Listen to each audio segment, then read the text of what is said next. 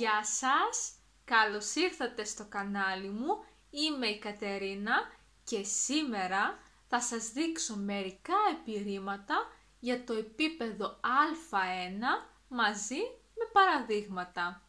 Ξεκινάμε λοιπόν! Αρχίζουμε με τα τοπικά επιρρήματα. Έχουμε το εδώ, όπως λέμε, ο Κωνσταντίνος μένει εδώ. Μετά έχουμε το εκεί. Για παράδειγμα, το μαγαζί είναι εκεί. Ακολουθεί το πάνω. Όπως λέμε, το βιβλίο είναι πάνω. Μετά έχουμε το κάτω. Για παράδειγμα, η τσάντα είναι κάτω. Ακολουθεί το μέσα. Για παράδειγμα, τα χρήματα είναι μέσα στο πορτοφόλι. Μετά έχουμε το έξω, όπως λέμε, η Ελένη είναι έξω. Ακολουθεί το μπροστά, όπως λέμε, το φαρμακείο είναι μπροστά από το περίπτερο. Μετά έχουμε το πίσω, όπως λέμε, η ταβέρνα είναι πίσω από το σπίτι του. Μετά έχουμε το δεξιά, όπως λέμε, το βενζινάδικο είναι δεξιά. Ακολουθεί το αριστερά, όπως λέμε, η πλατεία είναι αριστερά.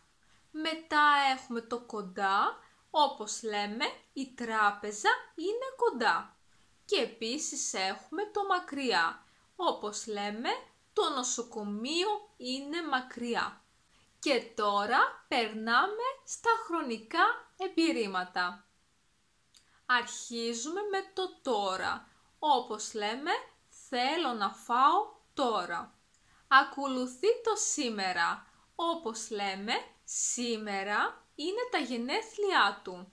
Μετά έχουμε το χθες, όπως λέμε, χθες πήγα στο σινεμά. Ακολουθεί το αύριο, για παράδειγμα, αύριο θα έχει καλό καιρό. Μετά έχουμε το φέτος, όπως λέμε, φέτος θα πάω στην Ισπανία. Ακολουθεί το πέρσι, για παράδειγμα, πέρσι είδα τον Νίκο. Μετά έχουμε το του χρόνου, για παράδειγμα, του χρόνου θα επισκεφτώ την Ακρόπολη. Ακολουθεί το ξανά, όπως λέμε, άκουσε το τραγούδι ξανά. Ακολουθεί το μετά, όπως λέμε, μετά θα δω μία ταινία. Μετά περνάμε στο νωρίς, όπως λέμε, θα φύγω νωρίς. Ακολουθεί το αργά, για παράδειγμα, κοιμήθηκα αργά. Ακολουθεί το ποτέ, για παράδειγμα, δεν έχω πάει εκεί ποτέ. Ακολουθεί το πρώτα, πρώτα θα πάω στο Μανάβικο. Και τέλος έχουμε το πάλι, όπως λέμε, πρέπει πάλι να καθαρίσω το δωμάτιο.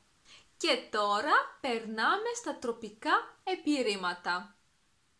Έχουμε το έτσι, όπως λέμε, μη μιλάς έτσι. Ακολουθεί το έτσι και έτσι, όπως λέμε, είμαι έτσι και έτσι. Μετά έχουμε το σιγά, όπως λέμε, μπήκα στο σπίτι σιγά. Ακολουθεί το μαζί, για παράδειγμα, θα πάμε μαζί στο κινηματογράφο. Μετά έχουμε το ωραία, για παράδειγμα, περάσαμε ωραία στο πάρτι. Και τέλος έχουμε το καλά, όπως λέμε, η Μαρία τραγούδισε καλά. Και τώρα περνάμε στα ποσοτικά επιρρήματα. Αρχίζουμε με το πολύ, όπως λέμε, δεν θα φάω πολύ. Ακολουθεί το λίγο, για παράδειγμα, θα πιω λίγο νερό. Ακολουθεί το πιο, όπως λέμε, θέλω να δω πιο πολλές ταινίες. Και επίσης έχουμε το παρά, όπως λέμε, θα πάρω πάρα πολλά πορτοκάλια. Και τέλος έχουμε τα βεβαιωτικά, διστακτικά και αρνητικά επιρρήματα. Ξεκινάμε με το ναι, όπως λέμε, ναι, θα πάω στο γήπεδο. Μετά έχουμε το όχι. Για παράδειγμα, όχι, δεν θα έρθω μαζί σας. Ακολουθεί το δεν, όπως λέμε, δεν θέλω να διαβάσω. Ακολουθεί το μην, για παράδειγμα, μην ακούς τι λέει. Και τέλος έχουμε το εντάξει, όπως λέμε, εντάξει, θα είμαι εκεί. Αυτό ήταν λοιπόν και για σήμερα. Ελπίζω να σας άρεσε το βίντεο.